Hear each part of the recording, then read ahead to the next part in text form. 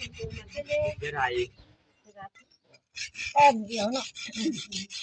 สามารถถามสิ นี่ฮะเสียมเขาขี้เมียง มือนี้เข้าไปเลยจะเลย ส่วนสมัยโบราณเขาไปบ่โอเคถิ่มมาได้เนาะบางทีมันห่อถิ่มอยู่เลยนี่ บ่แม่บ่กิน 64555 มองนั้นเอาค้อนทุบเอาบ่ครับ อันที่เคาะออกแล้วก็แหลกกับอันผมบัดนี่ อ๋อเราก็ควร เอา น้าอยู่นี่ไหม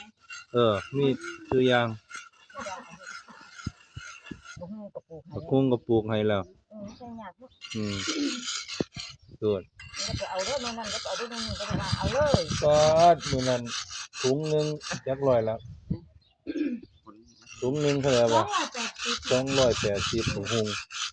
ถุงซื้ออยู่ตลาด นี่เป็นไง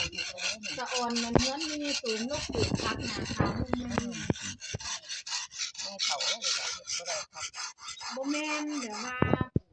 บ้านเพิ่นก็ปลูกเป็นสีอยู่แล้วไง